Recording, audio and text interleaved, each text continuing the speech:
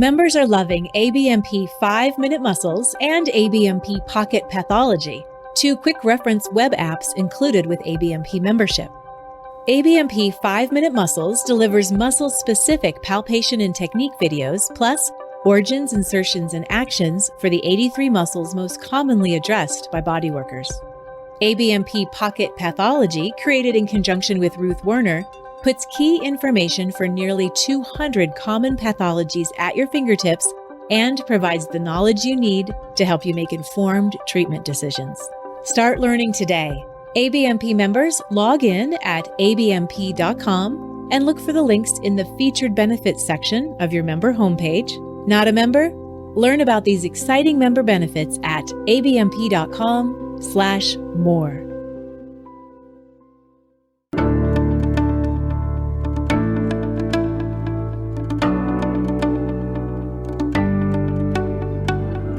I'm Darren Buford. And I'm Kirstin Coverly. And welcome to the ABMP Podcast, a podcast where we speak with the massage and bodywork profession. Our guests today are Lynn and Ann Teachworth. Lynn has been a licensed massage therapist for 25 years. He specializes in pain, sports injuries, and sports performance. Lynn has certifications in structural integration, myofascial release, source point therapy, trigger point therapy, craniosacral therapy, visceral manipulation, and body talk. In addition to recovery, rehab, and maintenance work, Lynn also helps improve athletic performance. His clients include over 2,000 professional athletes in the PGA, LPGA, NBA, NFL, and MLB. As a Franklin Method educator, certified life coach, and integrated healthcare practitioner, Ann's work focuses on helping people understand and embody their design and function so that they can operate more fully and freely in their bodies, minds, and lives. Ann draws on professional experience and education across multiple fields: performance, integrative health, and strategic business and personal development. She has a degree in psychology and pre-med sciences, is a licensed massage therapist, registered yoga teacher, and certified life coach. For more information about their work, visit Trunamics.com. Hello, Lynn and Ann, and hello, Kirstin. Hi. Hi, Ann and Lynn, and welcome to the ABMP Podcast. We're so excited to have you here. Now, you are a dynamic partnership in life and in business, and you say that you approach things from different angles, which leads to a really integrative perspective. So we are all so curious. Tell us more about everything you do and how you combine all of your different skill sets to bring that to practitioners all across the world. Sure. Yeah. Start with just the huge question. Well, as you heard in our bios, Lynn and I both have a diverse background where we are individually, we both combine structural work, functional work, energetic work, and then we come together and bring all of those things together. Our company, Trunamics, the name comes from the combination of the truth about the dynamics of the body. So Trunamics. And that's really our approach, this idea that when we understand the fundamental truths about the body, then we can apply any technique more effectively to get the results that we want. And our approach is that we want to work on multiple levels, not just one level where maybe we're just looking at physical or just looking at movement or just looking at energetic. We feel like all of those fundamental truths really reflect each other on all levels. And so we want to work as comprehensively as possible so that we are working with the whole body, the whole being. Yeah.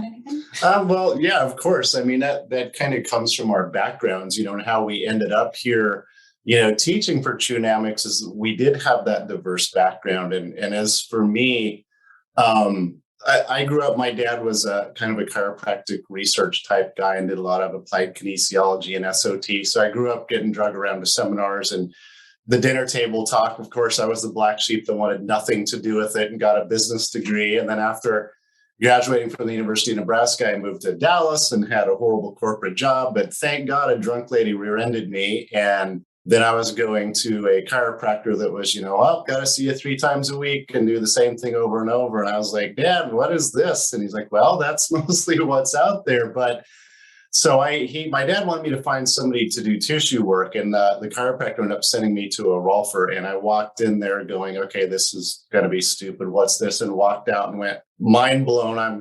I'm going back to school. And so moved to Florida, got my massage degree and went through that. But the one thing that I really was raised with is, hey, everybody's right as far as their perspectives of how the body works, but always to look at it. And from there, getting into massage, like I said, was lucky enough to go through Tom Meyer's very first structural integration training like 20 years ago. So shout out to Anatomy Trains, and just loved that work. And then I got into some energy medicine and different things. And because it had healed some stuff in me, and my son had horrible allergies and things, and that cured him. So I kind of went down the energy route and taught that for 15 years all over the globe, actually, and added to their protocols. And then one of my friends from the UK, when I was over there, was showing me some stuff with my body with function, and it really blew me away. And so I ended up training at the Gray Institute, which is the highest end functional biomechanics that you can learn and function. So, a lot of what we're traditionally taught about how muscles and the body works isn't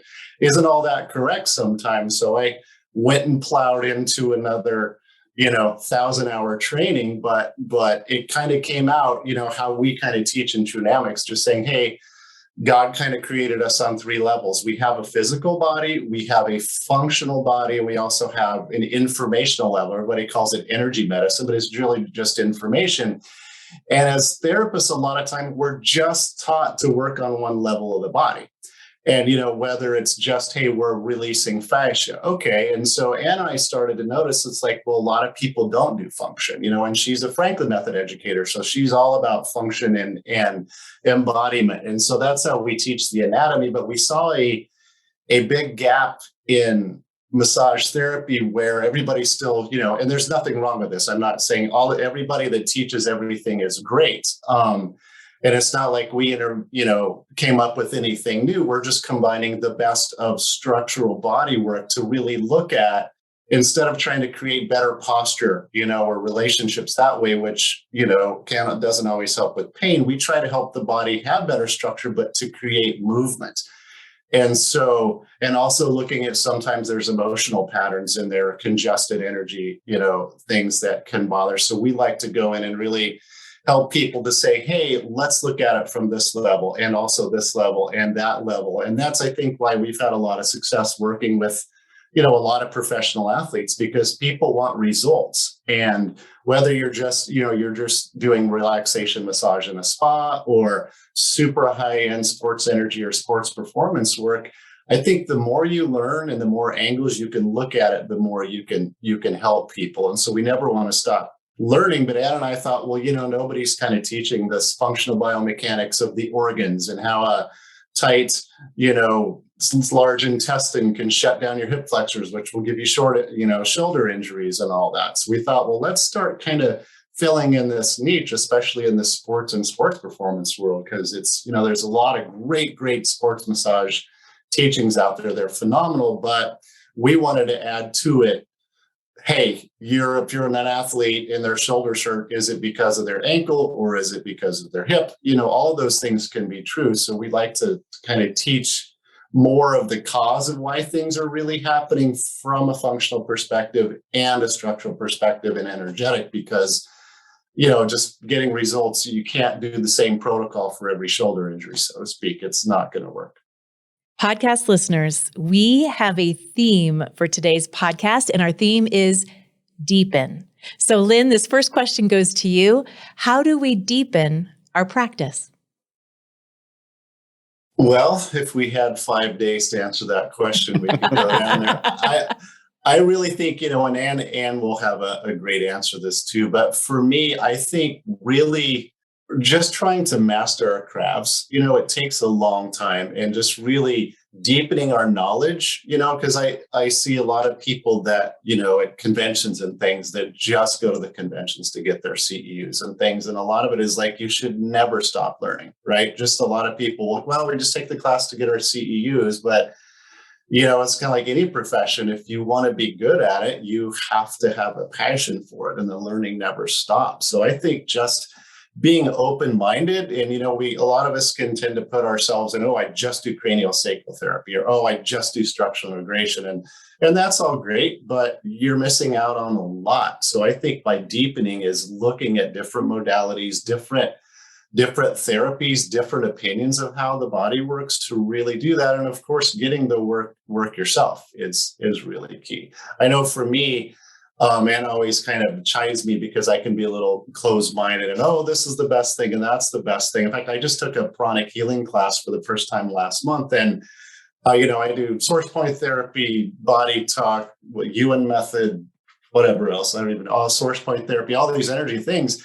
And I have Lyme disease and fibromyalgia. So a big part of my life is spent in pain. And here I thought, oh, I know the best of this and that, but I'm always hurting. And I get one pranic healing session and I felt great for a week. And I was kind of like, oh, and this is the easiest technique I've ever learned. I need to be humble. So I think just always being aware of what's in your body and learning and being open-minded is the best way from my point of view, is just always go deeper, because there's a lot in there. There's a lot of brilliant people teaching a lot of great stuff.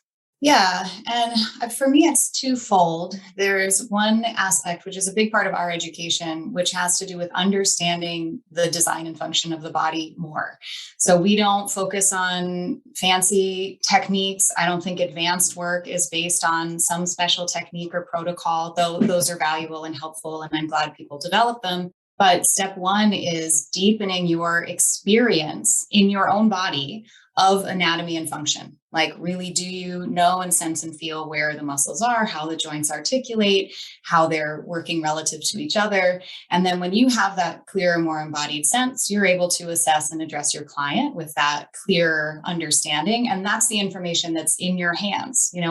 Our work is informational, and we're inviting a change in their body, not doing something to their body. So it's not like, how do I do something better to them? It's, how do I create a space in which their body can heal better?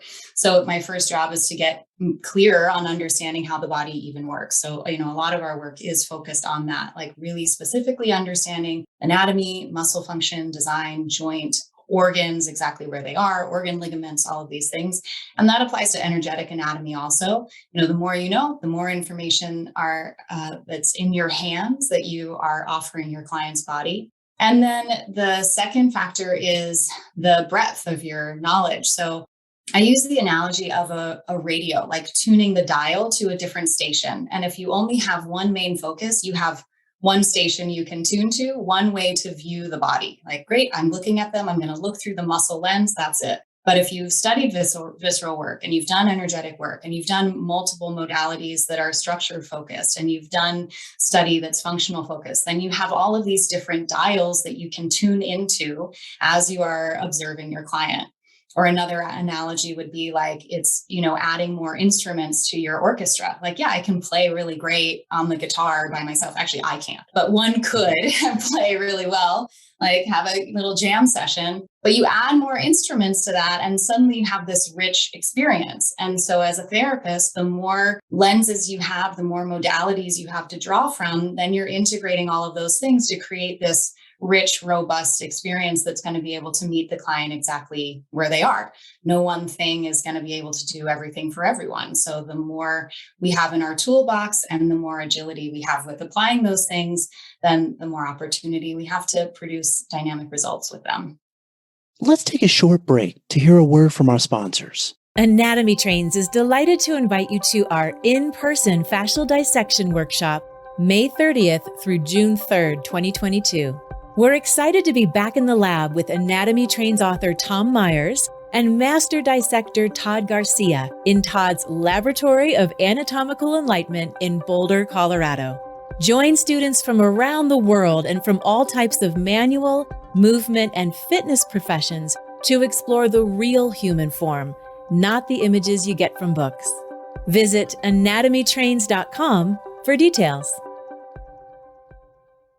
Universal Companies knows you're busy.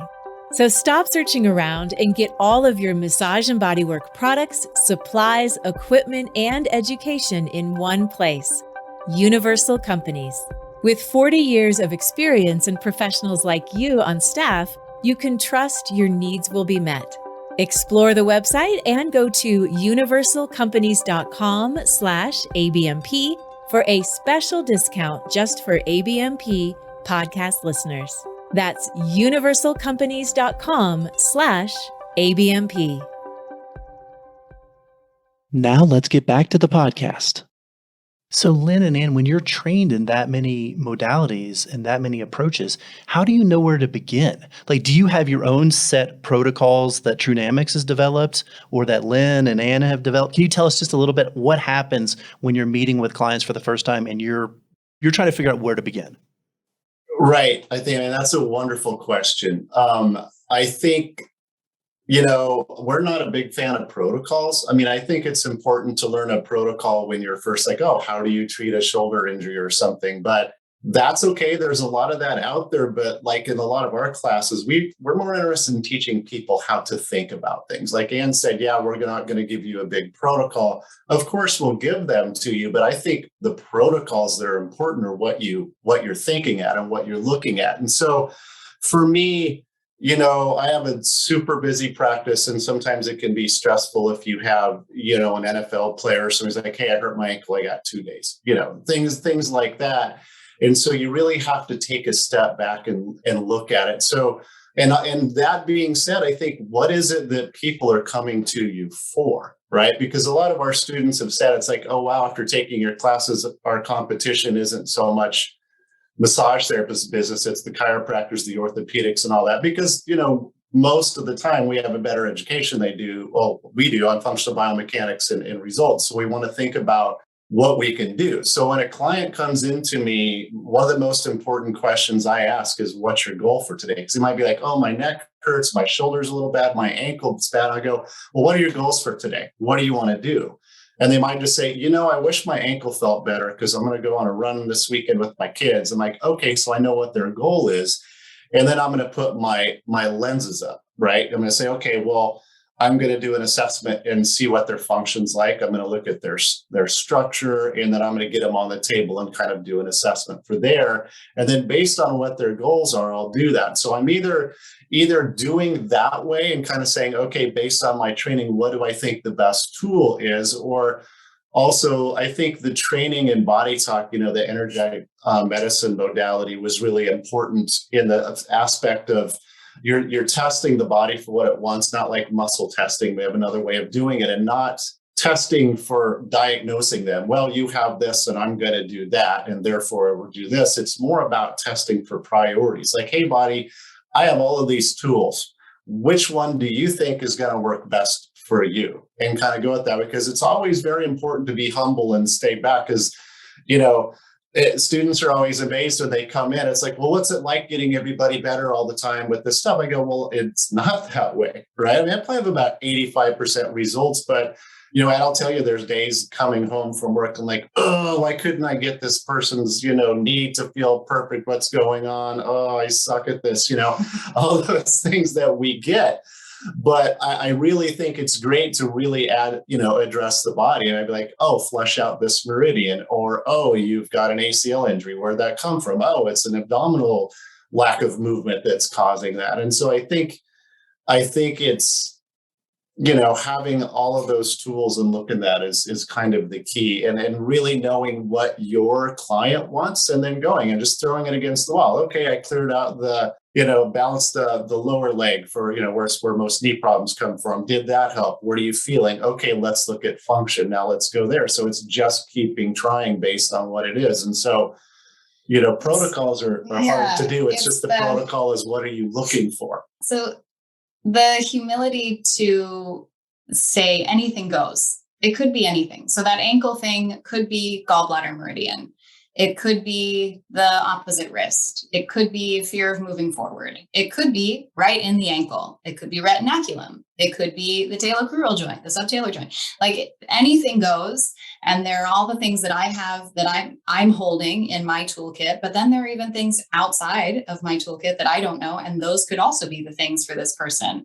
So Lynn likes to say, the usual suspects with any one thing. That's what we try to teach, is like, these are the relationships we start with when we're looking at a hip problem or a lower back problem. But we're always willing to stand back and say, it could also be anything, but we'll start with the usual suspects, with the big rocks. And then we're treating and assessing simultaneously. You assess, you treat, you assess. And then try the other layer and the next layer and the next layer. And somehow it usually all gets handled. Yeah, usually, I mean, we feel blessed, because we do have a good education and have had so many great mentors to learn from. And really, most things, like I used to say, hey, if it's not broken or torn, we can take care of it.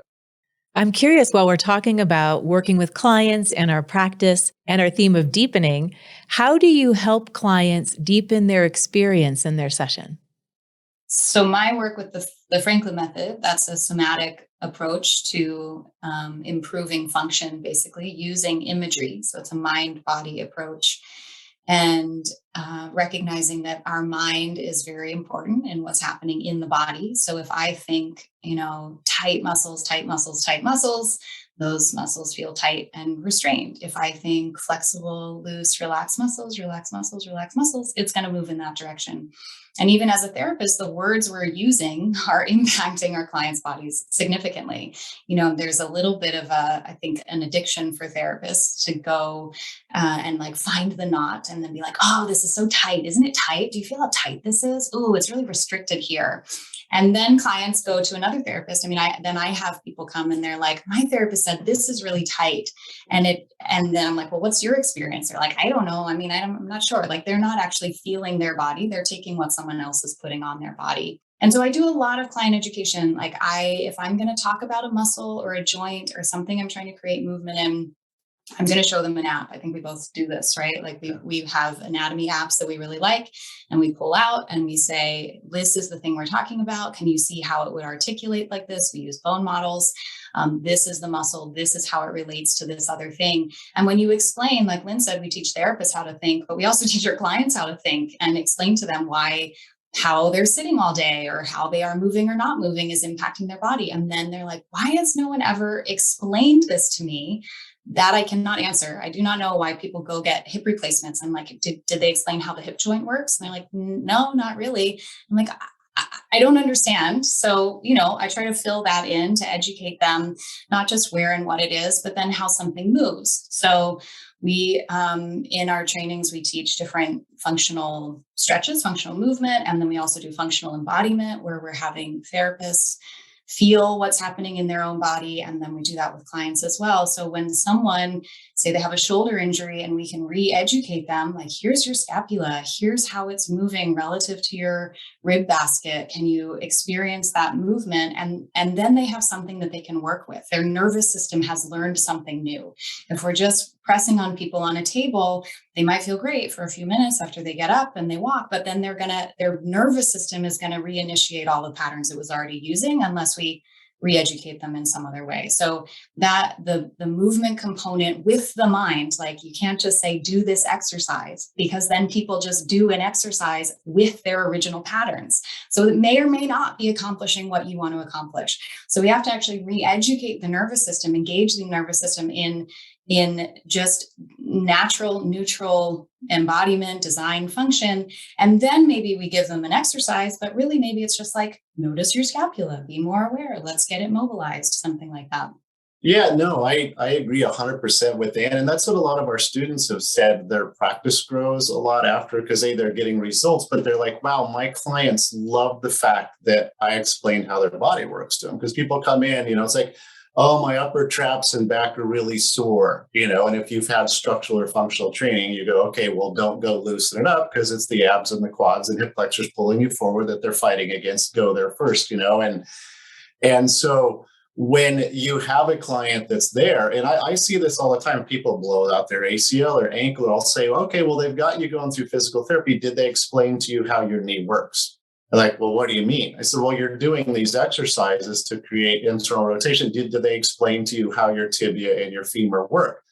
No. Okay, so it's kind of like, well, if I'm trying to get somebody better and they have no idea how their body works, how doing all the exercises is like, it's not pointless, but it goes so much faster when they're like, oh, I'm trying to straighten my knee, and to do that, my tibia has to internally rotate it, so they go, oh, and then they can kind of embody it. And so people are like, wow, thank you so much, because you see so many people injured and keep getting the same thing. They like to go, well, why is this happening? It's like, well, here's my favorite theories for you today. And people really like that because, right, I'm one thing is my client, I'm so busy at work that I don't have time to see people 3 or 4 times for the same thing. That's one thing I miss about the old SI work that I love is the 12 series sessions, taking people through it. But if I did that, I would be booked out forever. So I send people out for that and I love it, but it's the understanding of structure that you're taking to from the SI that you can't beat. You can't beat that education on looking at those relationships. And so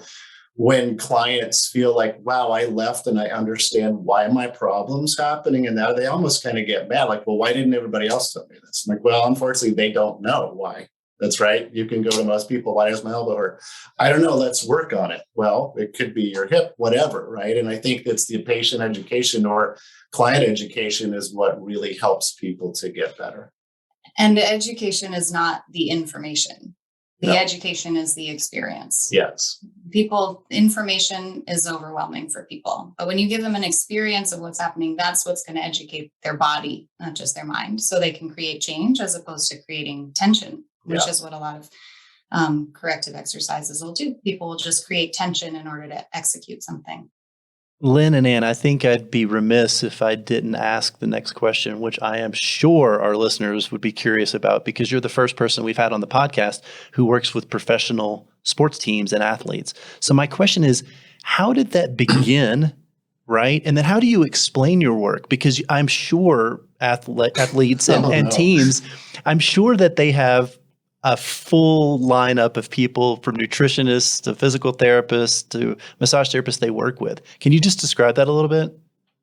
Yeah, absolutely. I mean, I've been so blessed to work with a lot of great people. And, you know, I just think it was a blessing from God, really. A lot of my old roommates were professional water skiers and wakeboarders, and they know people. It's all about who you know, and so working with everybody and being in Orlando where there's tons of professional athletes here, it really helps. But once again, athletes will do whatever it takes to get an edge and they want to get out of pain fast. So it's all been word of mouth because they all know each other. But if I was a therapist who wanted to work with athletes, you don't go knock on the Dallas Cowboys door and say, hey, I'm Lynn, I'm a therapist, I'm really good, you should hire me. They're gonna be like, yeah, get in line, don't care. Because it's really an old kind of old boys network. It's like whoever the orthopedic team is, the bot part of the team, and they've got the marketing, and then those guys are in charge and they bring in who they know. So and you don't want to be a team therapist. I don't think people, I mean, it's good when you're younger to work with teams, but you get worked to death and you don't get paid well. And they don't care if you know things. I mean, it might be different on some teams, but therapists aren't looked at as the ones that are going to figure out what's going on in the body. They're like, just rub them down, just relax them. What are you doing? Not like, hey, this is a functional issue that's happening. How can you support that? So all of your people are people who individually want to get better results or get out of pain. Yeah. And it's funny. There was an NBA player I traveled with about 15 years ago. He had a real bad ankle injury and they couldn't figure it out. And so I was the stealth guy in the hotel room that he would walk in and get ready to go play and come out. And then we found out, he's had a broken ankle for 2 years that they misdiagnosed and didn't do the right x-ray for. It's things like that, so it's there. But all that to get back to the question without rambling too much is, if I wanted to work with athletes, you've got to find out who their influencers are, right? So first of all, you need to be a great massage therapist and you need to know your stuff because they know these guys are used to getting great work. So if you're not better than the guy next to you, they're going to be like, oh, that's great, I won't call you again, right? But basically, when it started for me was knowing my old roommates. And then I had volunteered at a tennis tournament and one of the tennis players had a bad wrist. And the doctor was actually going to inject it. And I was just a therapist. And I'm like, hey, it looks like this is going on. Can I help you? And got the wrist better. He goes out to play tennis. And he was like the number 2 tennis player in the world at the time. He's like, that's great. And then I got kicked out because I got him better. And the doctor was going to give him an injection, who probably hadn't treated a patient in 10 years, right? That's how these things work. The guy's in administration, I'm going to go work with the athletes, but I don't, it's a whole hierarchy thing. So I got kicked out for doing my job, and then they ended up grabbing me, and I traveled with him for a while. And when you're with an athlete like that, everybody wants to know who and where you are. And that, so I got kind of lucky. But if I was a therapist today, I would say go to their trainers, right? Because every one of those guys have a trainer offsite, and say, hey, I'm Lynn. I know you're really awesome. I do this. Can I give you some free body work? Because I want to get your input on it and all that. And if you're good, they're like, you got to get with my guys. So that's what I did. I had all these golf coaches, all these trainers, and all these people still as my clients who send me the people, track coaches and all that. So you have to get to the people that have the relationships with the athletes, because trying to go to a center or a team and work there, it just doesn't work.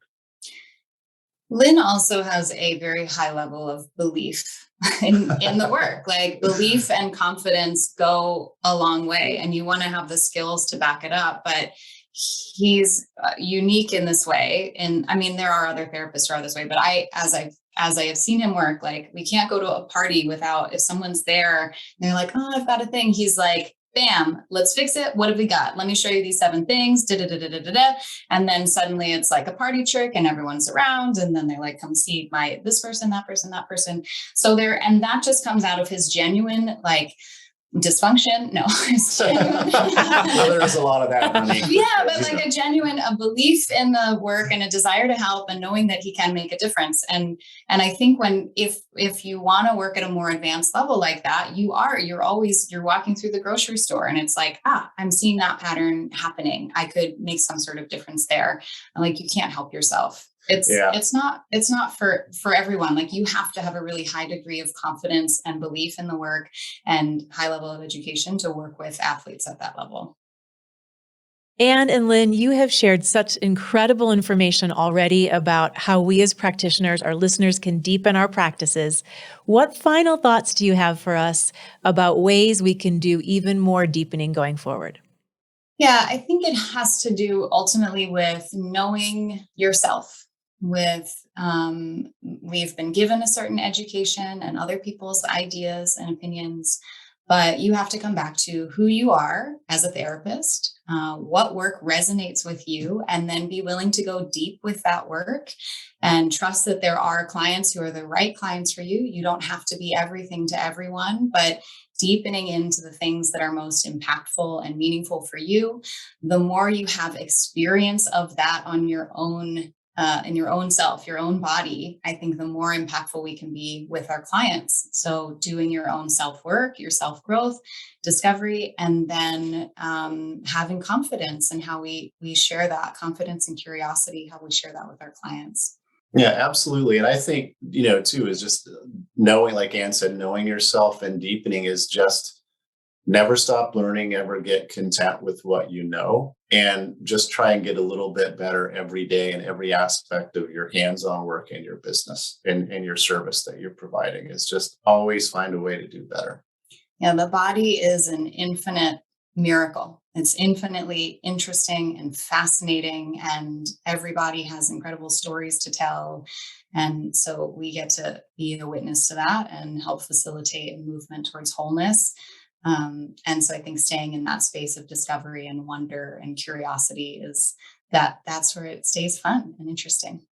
Mm-hmm. The more we learn, the more we realize we don't know anything. And so that's how we get you out of bed in the morning.